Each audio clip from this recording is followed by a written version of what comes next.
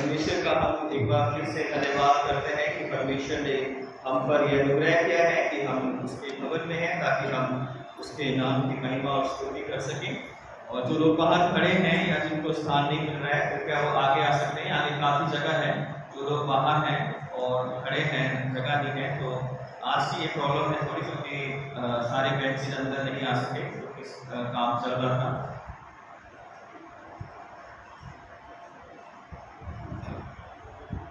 तो जो लोग भी बाहर खड़े हैं तो या पीछे सीढ़ियों के पास बैठे हैं तो कृपया आप आगे आ सकते हैं और आगे आकर आप बैठ सकते हैं। जो लोग सीढ़ियों पे बैठे हैं पीछे बाहर, वो लोग भी आगे बैठ सकते हैं।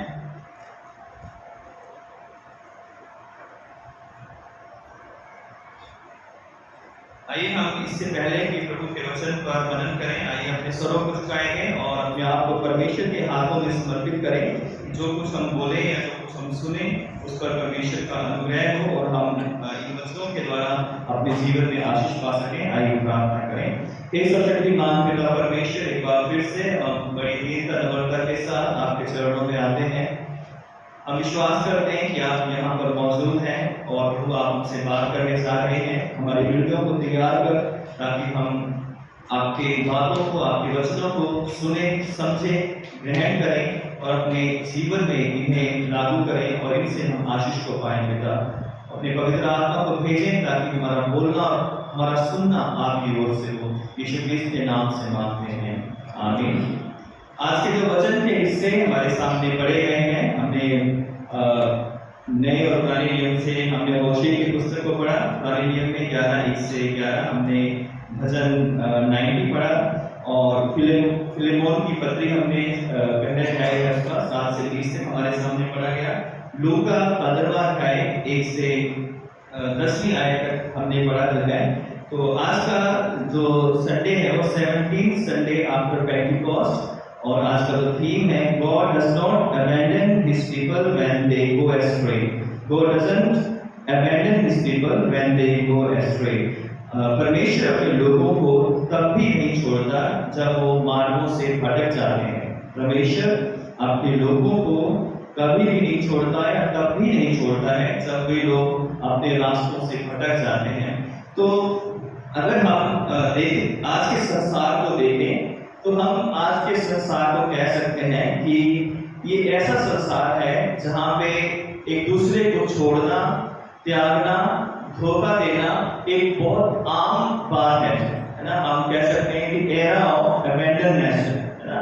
अगर हम समाज में देखें, जाति जाति में देखें, देशों में देखें या राज्यों में देखें, परिवारों में देखें, हर जो है संस्थाओं में देखें, परिवारों में या समाज के अंदर हम मेंटली, सोशली, इकोनॉमिकली जो है अगर हम देखें तो एक त्यागा जाना जो है या छोड़ दिया जाना एक आम बात हो गई है ना। कई बार यूथ जो है अपने आप को त्यागा हुआ महसूस करता है, इसलिए वो गलत रास्तों पर, नशों में, तरह तरह की बुराइयों में चला जाता है। बुजुर्ग लोग जो है अपने आप को त्यागा हुआ महसूस करते हैं, वो अपने परिवार से, अपने बच्चों से त्यागे हुए महसूस करते हैं जब बच्चे बड़े होकर उनकी केयर नहीं करते हैं। कई बार बच्चे जो है अपने आप को माँ बाप के द्वारा त्यागा हुआ फील करते हैं कि हमारे माँ बाप जो है हमें छोड़ दिया है, उन्होंने हमारे साथ जस्टिस नहीं किया है, हमारे साथ अन्याय किया है। तो वहाँ पर भी हम त्याग देखते हैं, लोगों के द्वारा त्यागा जाना देखते हैं। पति पत्नी के रिश्तों में, परिवार के रिश्तों में हम देखते हैं कि ये आम सी बात हो गई है। जहां पर भी हम देखें तो लोग त्यागे हुए मिलेंगे, लोग छोड़े हुए मिलेंगे, लोग धोखा खाए हुए मिलेंगे और लोग निराश और दुखी मिलेंगे। और ऐसे समाज में, ऐसे संसार में जहां पे लोगों का जो ट्रस्ट है एक दूसरे पर से बड़ा कम होता जा रहा है, लोग एक दूसरे पर भरोसा नहीं कर पा रहे हैं और कई बार किसी की हेल्प करना भी चाहते हैं तो भी भरोसा ना होने के कारण एक दूसरे की हेल्प नहीं कर पा रहे हैं। क्योंकि आजकल के समय में हेल्प करवाने के द्वारा भी लोग ठगी या एक फ्रॉड करने के लिए कर देते हैं, जिसकी आप सहायता करोगे, आप किसी को लिफ्ट दे दो, आप किसी को उधार दे दो या कोई और मदद कर दो, तो लोग आपको इस हालात में पहुंचा देंगे कि आप वहां से कभी उठ नहीं सकते हैं। तो आज का संसार जो है, चाहे वो हम पॉलिटिकली देखें, सामाजिक देखें, राजनीतिक देखें, जातियों में देखें, धर्म में देखें और परिवारों में देखें, कलीसियाओं में देखें, संस्थाओं में देखें, लोग त्यागा हुआ फील करते हैं, त्यागा हुआ महसूस करते हैं। और ऐसे में जब लोग त्यागे हुए हैं, लोग अपने आप को अकेला महसूस करते हैं, क्योंकि जो व्यक्ति ये फील करता है कि उसे त्याग दिया गया है, सबसे पहले उसकी लाइफ में जो लोनलीनेस जो है, वो अकेलापन है, उसको महसूस होने लगता है कि मेरा कोई भी नहीं है, मेरा कोई सहारा नहीं है, कोई मेरा मित्र नहीं है। और जहां पर लोनलीनेस होती है, जहां पे लोग अकेले होते हैं, वहां पे धीरे धीरे डिप्रेशन जो है उनकी जिंदगियों में आना शुरू हो जाता है और लोग मेंटली जो है वो डिप्रेस हो जाते हैं और ऐसे में बहुत सारे गलत रास्तों पर, गलत कामों में या गलत चीजों में वो बढ़ना शुरू हो जाते हैं। ऐसे में हमारा परमेश्वर प्रभु यीशु मसीह आज हमसे कहता है कि यदि हम किसी निराशा में, किसी डिप्रेशन में, किसी पाप में, किसी गलती में या किसी सामाजिक, आर्थिक, पारिवारिक रीति से अगर आप छोड़ दिए गए हैं, त्याग दिए गए हैं, हमें ठुकरा दिया गया है, तो भी परमेश्वर कहता है कि मैं तुम्हें पूरे अपने तन से, अपने मन से ढूंढ रहा हूं। अगर हम लूका उसका 15वां अध्याय देखते हैं तो लिखा हुआ है कि सब चुंगी लेने वाले और पापी उसके पास आया करते थे ताकि उसकी सुने, और फरीसी और शास्त्री कुड़कुड़ाकर कहने लगे कि यह तो पापियों से मिलता है और उनके साथ खाता पीता भी है, उनके साथ भोजन भी करता है, पानी पीता है, उनके साथ रोटी तोड़ता है और उनके घरों में जाता है, उनके साथ बैठता है। तो जो चुंगी लेने वाले और पापी लोग जो है, अगर हम यहूदी समाज के अंदर उनको सोचे जो है और उनको रख देते हैं, एक तरफ फरीसी, शास्त्री, धर्म के ठेकेदार बैठे हैं, दूसरी तरफ चुंगी लेने वाले, पापी और विधवाएं या ऐसे लोग जो छोड़ दिए गए हैं, अंधे, लंगड़े, बहरे लोग जो है, जो सड़कों पर या किनारों पर बैठकर भीख मांगा करते थे, उन्हें लोग कहते थे कि ये पापी हैं। अगर वो कोई अंधा है, कोई लंगड़ा है, तो कहते थे जरूर इसने कोई पाप किया होगा, इसलिए ये अंधा या लंगड़ा जन्मा है या हो गया है।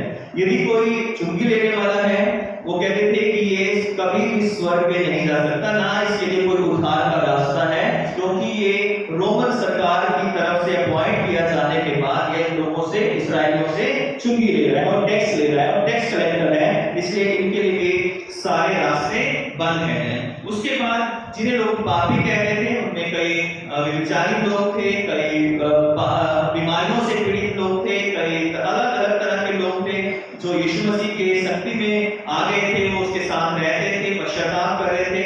तो उन लोगों को भी यहूदी फरीसी शास्त्री जिन्होंने धर्म का अपने आप को ठेकेदार बना रखा था, वो कहते थे कि ये लोग भी कभी स्वर्ग में नहीं जा सकते थे। तो ऐसे लोग जो समाज में होते हुए भी उनकी कोई वैल्यू नहीं थी, ऐसे लोग जो दिन के उजाले में भी अंधकार के किसी कोने में फेंक दिए गए थे और समाज में उन्हें कोई अच्छी दृष्टि से नहीं देखता था, कोई उनका आदर नहीं करता था, लोग जो है उनसे बात करना कोई पसंद नहीं करता था, उनको अपने पार्टी में, अपने फंक्शन में, अपने किसी भी जो उनके फेस्टिवल्स होते थे उनमें कोई भी उनको बुलाना पसंद नहीं करता था। और इसलिए जो पापी और चुंगी लेने वाले लोग थे वो अपने आप को त्यागा हुआ महसूस करते थे, और जब वो अपने आप को त्यागा हुआ महसूस करते थे तो उन्होंने ये मान लिया था कि अब हमारा कुछ भी नहीं हो सकता है, अब हमारा जो वजूद है वो एक पापी के रूप में हमारी पहचान है और हमारा जो एंड है, हमारा जो अंत है, एक पापी की मौत हम मरेंगे और हमारे लिए कोई रास्ता इस संसार के अंदर नहीं है। ऐसे में प्रभु यीशु मसीह आए और उन्होंने जो धार्मिकता की परिभाषा थी उसको बदल दिया है। ये यीशु नाम का व्यक्ति या यीशु नाम का प्रभु गुरु जो समय उसको मानते थे, ये दूसरे लोगों की तरह दूसरों पर दोष नहीं लगाता है कि अरे चुंगी लेने वाला इसको बाहर करो, अरे ये पापी है, ये स्त्री पाप में पकड़ी गई है, ये इसमें कोई बीमारी है, कोई अंधा है, कोई लंगड़ा है, कोई टैक्स लेने वाला है, लेकिन इनसे मैं बात नहीं करूंगा। तो ये जो प्रभु पृथ्वी पर आया, लोगों के बीच में उसने प्रचार करना शुरू किया। ये ऐसा प्रभु था जो पापियों के बीच में जाकर उनके साथ बैठता था, उनसे बातें करता था, उनको चंगाई देता था, जो अंधे लंगड़े गूंगे बहरे थे उनको आशीषें देता था, उन्हें छुटकारा देता था, दुष्ट आत्माओं से ग्रसित लोगों को चंगाई देता था। और जब वो प्रभु या वो गुरु उन त्यागे हुए लोगों के जीवन के अंदर आया या उनके बीच में चलने फिरने लगा, उनके साथ बैठने लगा, उनके घरों में जाने लगा, तो उनका जीवन तो आशीष में हो गया। जक्कई के जब घर प्रभु यीशु मसीह गए तो जक्कई ने बिना कहे कहा कि मैं अपना सारा कुछ है, जो भी मैंने हेरा फेरी के साथ या गलत तरीके से अन्याय से लिया है, मैं उसका 4 गुना क्या कर देता हूँ, लौटा देता हूँ। यीशु मसीह ने उसे नहीं कहा था कि तुम ऐसा करो, लेकिन उसने इस बात को महसूस किया कि गुरु एक यहूदी प्रभु मेरे घर आया है, ये मेरे लिए बड़ी बात है। और अब मेरे लिए मेरा पैसा ज्यादा इंपॉर्टेंट नहीं है, बल्कि मेरा परमेश्वर, मेरा प्रभु, मेरा गुरु जो इतने बड़े बड़े काम करके इस संसार में आया, मेरे घर आया है। अब मैं उसके लिए इतना भी नहीं कर सकता कि मैं अन्याय से कमाया हुआ अपना धन जो है उन गरीबों को, उन लोगों को लौटा दूंगा जिनसे मैंने वो छीना है।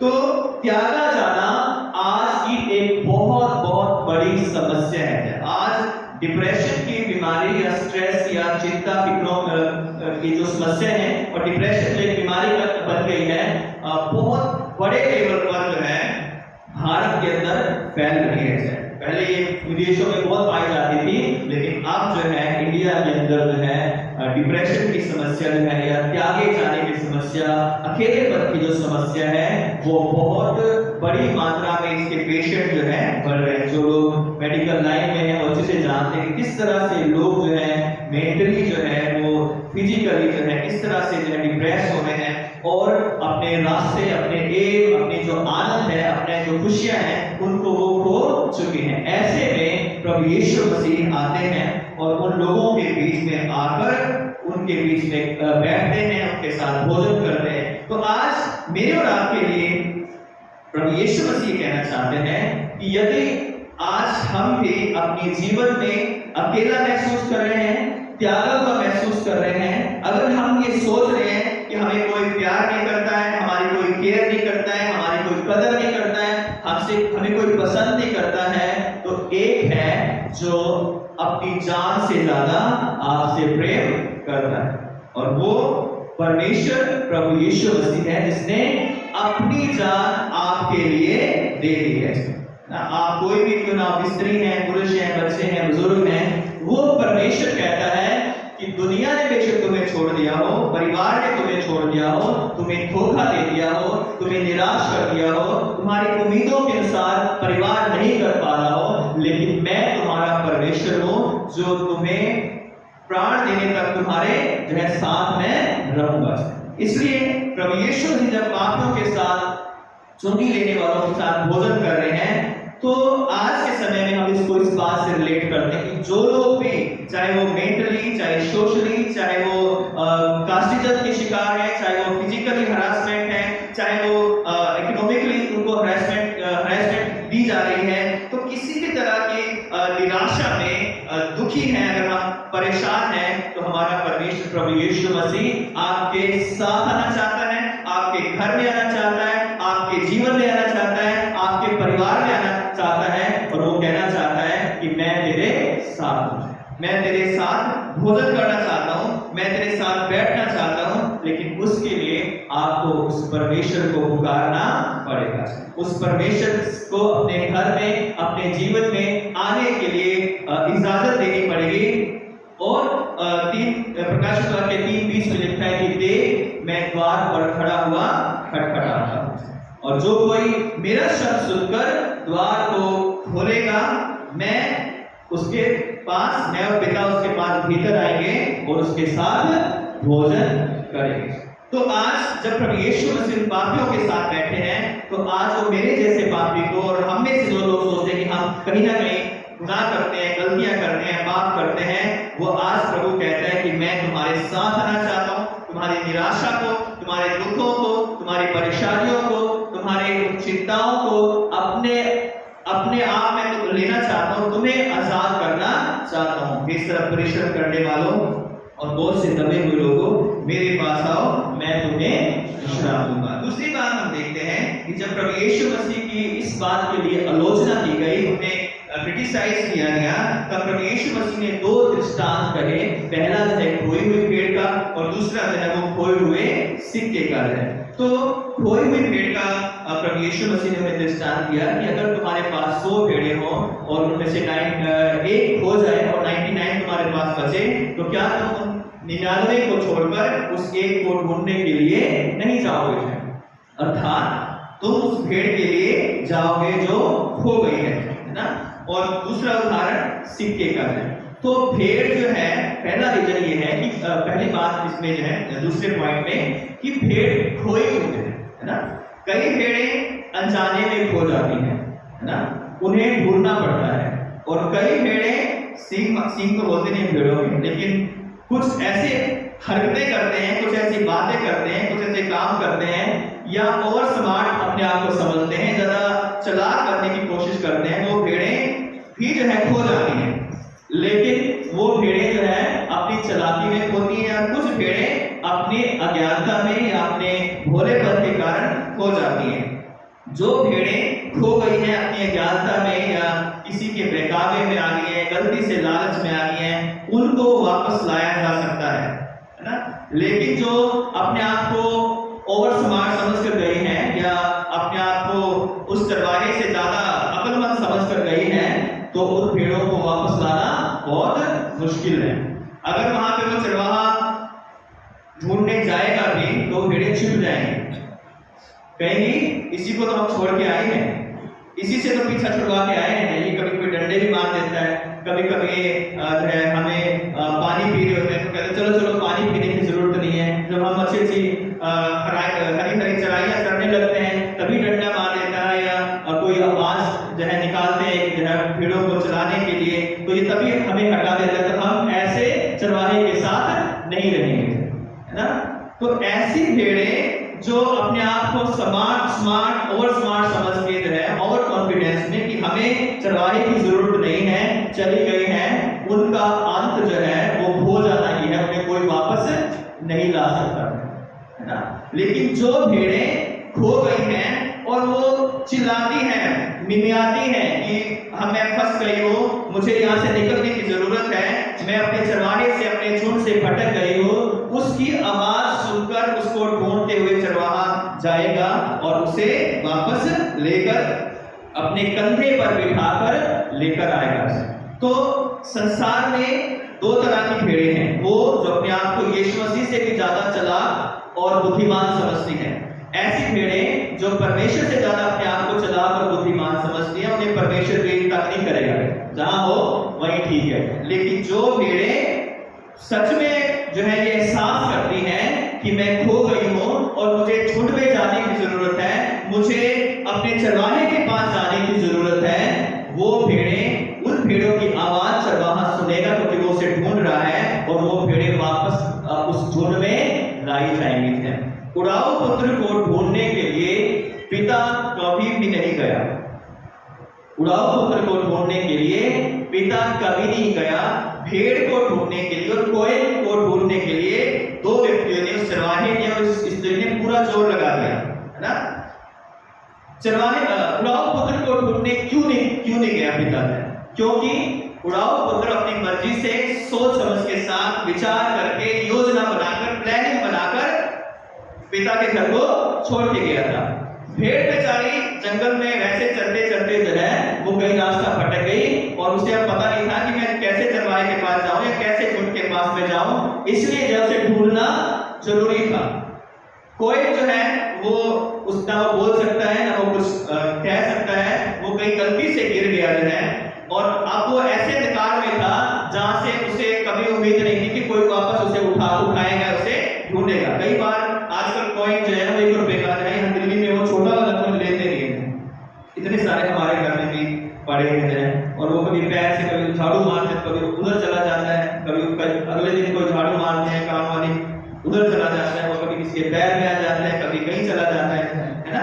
तो ऐसा कॉइन जो है जो कि किसी कोने में चला गया है और उसकी उस व्यक्ति को जरूरत है, जो स्त्री उसे ढूंढ रही थी, उसको उसकी जरूरत है, वो उसे ढूंढेगी है।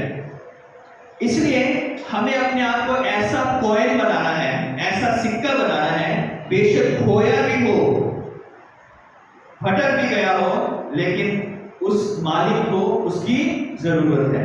और वो पिता, वो परमेश्वर, वो प्रभु यीशु मसीह को सबकी जरूरत है, हर सिक्के की जरूरत है। अगर हम कहें कि हम सब एक सिक्के हैं, हमारी वैल्यू अलग अलग है ना, अपने आप में हमारी वैल्यू अलग अलग है, लेकिन परमेश्वर के लिए हम सब क्या है, बराबर है ना। और सिक्का जो है, अगर हम 500 का नोट ले लें, उसे पानी में धो दें, उसे थोड़ा तोड़ भी दें है, और वो फिर भी ना फटे, ना खराब हो जाए, तो हमने उसको ऐसे करके फेंक दिया, तो क्या उस 500 रुपए को सुखाने के बाद जो है उसको कई लोग प्रेस कर देते हैं उसको, है ना।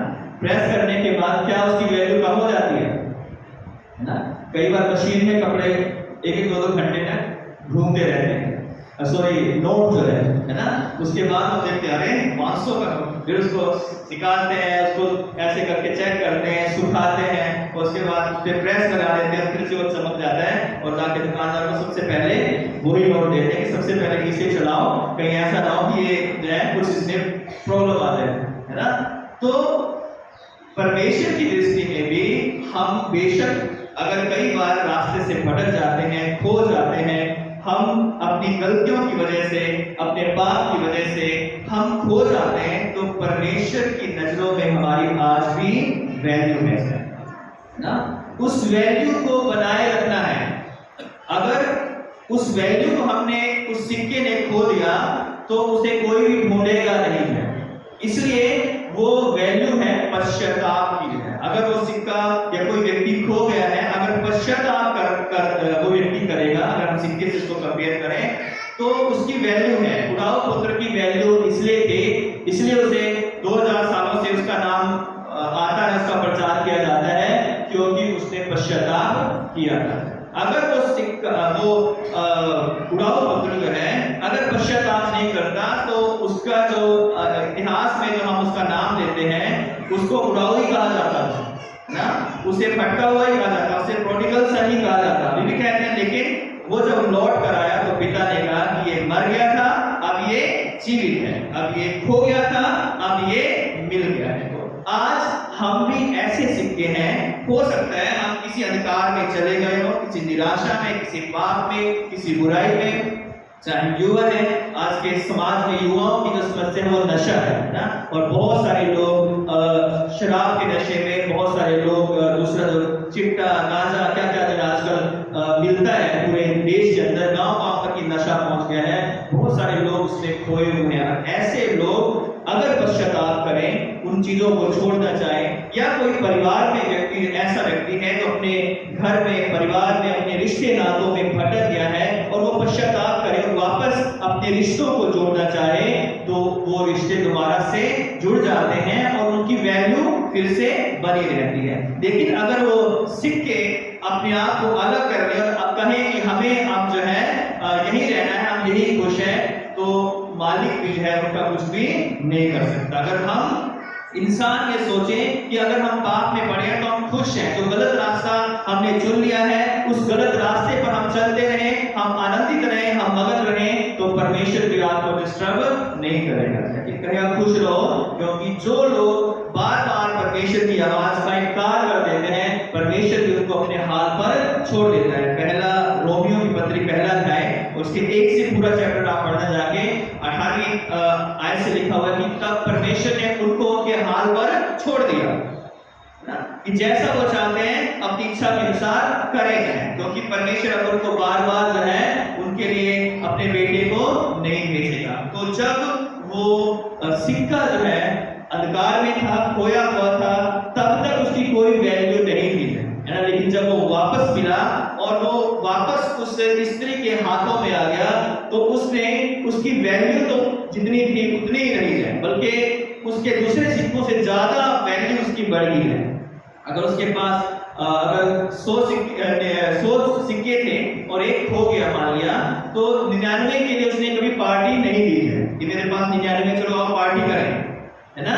पार्टी किसके लिए थी?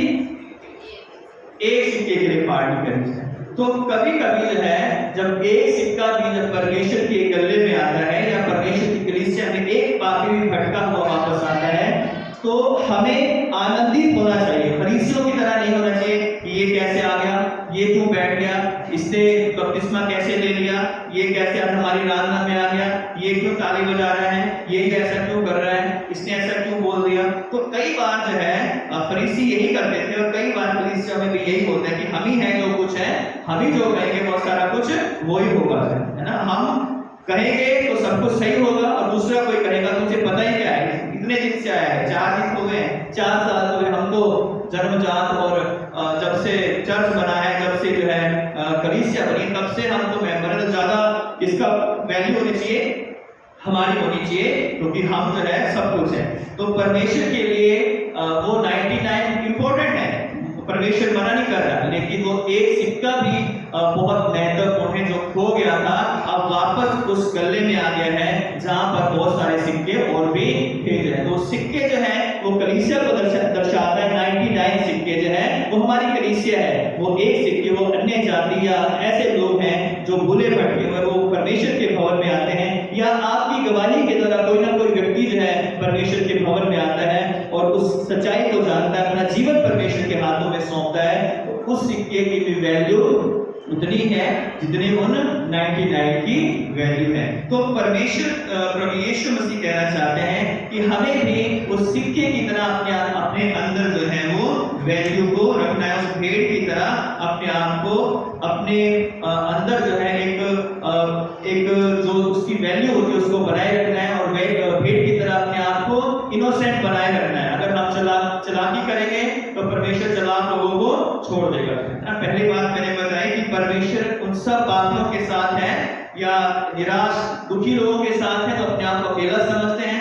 दूसरी बात जो है हमें अपने अंदर एक वैल्यू को बनाए रखना है, जो आत्मा की सच्चाई की वैल्यू है उसको बनाए रखना है, क्योंकि ऐसे वैल्यूएबल जो लोग हैं, वैल्यूएबल लोग हैं, उनको परमेश्वर ढूंढ रहा है, उनको जो अंधकार में जो उनमें से भी वो लेकर आता है और अपने गले में उन्हें शामिल करता है। तीसरी बात, ऐसे लोग जो ये कहते हैं कि परमेश्वर ने हमें छोड़ दिया है, हमें त्याग दिया है, परमेश्वर हमारी दुआओं को नहीं सुनता है, परमेश्वर हमसे प्यार नहीं करता है, और अब जो है जो सिचुएशन गलत या बुरी सिचुएशन से जब हम गुजर रहे हैं तो हमारा इसमें कोई भी साथी नहीं है। तो मैंने यशाया पढ़ा था आपके सामने शुरू में है, जब हम कॉल टू वर्शिप में जब हमने की जो है, तो यशाया 49 में इजरायली लोगों ने ये कहा कि 14वीं आयत में 49 के 14 में, परंतु सिय्योन ने कहा यहोवा ने मुझे त्याग दिया है, मेरा प्रभु मुझे भूल गया है।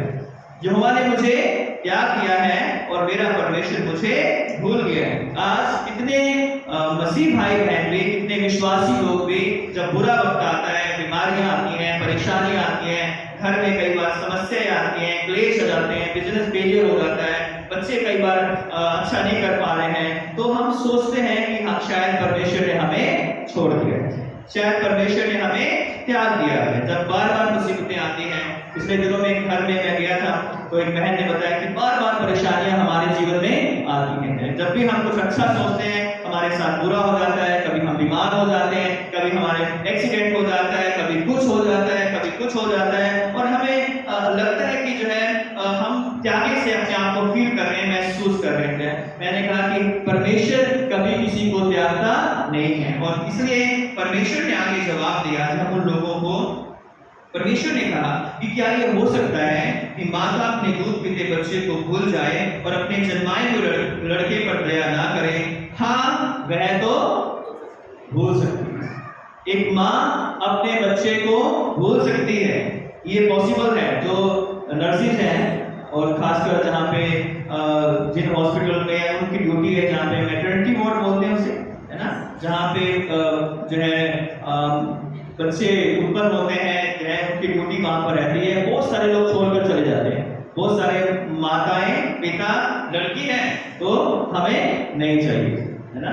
फिर किसी रिश्तेदार को वहीं से फोन कर देंगे कि भाई ये लड़की आ गई है, इसको क्या करो, जो है आप ले लो, जो है ना, इसको दे दो, उसको दे दो। कई बार कहीं कूड़े के ढेर में, कहीं नाले में, कहीं जो है वो माताएं, चाहे वो कई बार माँ प्रेशर में होती है, परिवार के जो है, और कई बार पूरा परिवार जो है, सास ससुर पिता सब कहते हैं कि नहीं नहीं हमें जो है लड़का चाहिए, लड़का नहीं तो फिर हमें इसकी जरूरत नहीं है। तो एक माँ और उनका पूरा परिवार, पिता, उनके दादा दादी डिसीजन ले सकते हैं कि हमें ये बच्चा या बच्ची नहीं चाहिए है ना। और प्रभु कहता है कि हाँ ये ऐसा संभव है कि माँ अपने दूध पीते बच्चे को छोड़ सकती है, भुला सकती है, लेकिन परमेश्वर कहता है कि देख मैंने तेरा चित्र अपनी हथेलियों पर। मैं इसको जब पढ़ रहा था सुबह तो एक वर्ड मेरे दिमाग में है कि हथेलियों पर है,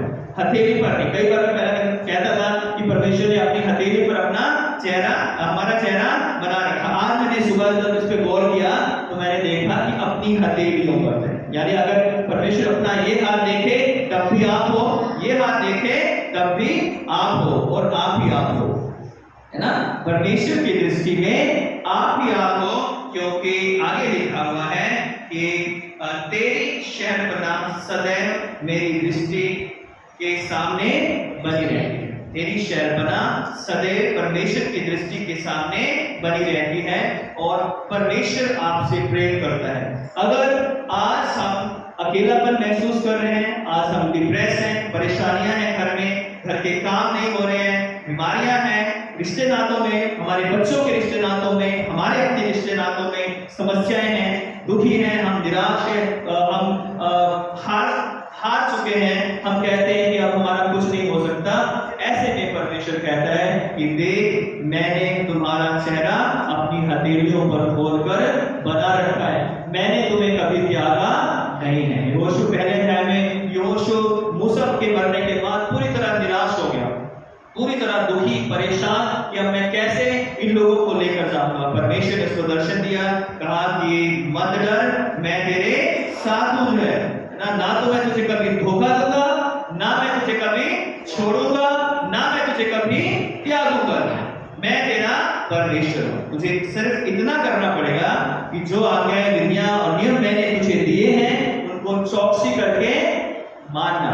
व्यवस्था की ये पुस्तक तेरे चित्त से कभी उतरने ना पाए। तो आज उन लोगों से परमेश्वर कहता है कि जो अपने आप को अबेंडन महसूस कर रहे हैं, फील कर रहे हैं, अपने आप को त्यागा हुआ महसूस कर रहे हैं, आप अपने आप को डिप्रेस महसूस कर रहे हैं, फैमिली के सारे काम उल्टे हो रहे हैं, काम जो भी करना चाहते हैं या जिसमें भी हाथ लगाते हैं उसमें सफलता नहीं मिल रही है, निराशा ही निराशा है, दिमाग कहता है कि क्या करें क्या ना करें। कभी कभी दिल करता है सब कुछ छोड़कर कहीं दूर जो है पहाड़ी पर बैठ जाओ, जो है शांति से वहां रहो, डलहौजी घुमाओ, जो है ना। तो ऐसा नहीं है, हम तो ऐसे ही घूमने गए थे। तो कई बार हम सोचते हैं कि हम यहाँ से निकल जाएंगे, कहीं दूर चले जाएं, कहीं शांति मिले, जो है जहाँ पे थोड़ा मन को तसल्ली मिल सके, आराम मिल सके, और हम इस दुनियादारी के ये रोज रोज के जो समस्याएं हैं, परेशानियां हैं, घर की, बच्चों के, उनके ट्रेनिंग की, उनके फीस की, उनके स्कूल के, उनकी तरह तरह की समस्याओं के, हम सोचते हैं कि इनसे हम अलग होकर निजात पाकर कहीं अकेले में चले जाएं। ऐसे लोगों से परमेश्वर कहता है कि मत डर, मैं तेरे साथ हूं, इधर उधर मत जा, क्योंकि मैं तुम्हारा परमेश्वर हूं। ना तो मैं तुम्हें कभी त्यागूंगा, ना मैं तुम्हें कभी छोड़ूंगा, और अपने दाहिने धर्म हाथ से मैं तुम्हें संभाले रहूंगा। और वो परमेश्वर कहता है कि अपनी सारी चिंताओं का भार मुझ पर लाद दो। हमारी चिंताएं, सबके घर में चिंताएं हैं, अलग अलग सबकी समस्याएं हैं, लेकिन जब हम अपनी चिंताओं को धीरे धीरे करके जाए, एक ही बार में हम परमेश्वर को देना शुरू कर देंगे, तो हमारा बोझ जो है वो हल्का होता जाएगा ना। और जितने चिंता हम प्रतिदिन अपने सिर पर डालते रहेंगे, तो हमारे लिए बोझ उठाने की एक लिमिट है। हम 10 किलो, 20 किलो, 30 किलो, 40 किलो, यदि कोई ज्यादा तगड़ा इंसान है तो 50-60 किलो उठा लेगा, है ना। अगर वेट लिफ्टिंग वाले हैं तो 200-200 किलो भी उठा लेते हैं, बोझ, लेकिन उनकी भी लिमिट है। उससे ज्यादा 200 से 250 से 300 से ज्यादा वो भी नहीं उठा सकते थे। चिंताएं, निराशा, हताशा भी एक वेट की तरह है।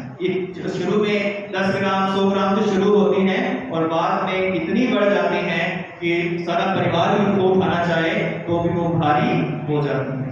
और ऐसे में एक रास्ता है, एक प्रभु है, एक हमारा चरवाहा है, एक हमारा परमेश्वर है जो कहता है कि अपना सारा बोझ मुझ पर डाल दो, मैं तुम्हारा बोझ उठाने के लिए तैयार हूं।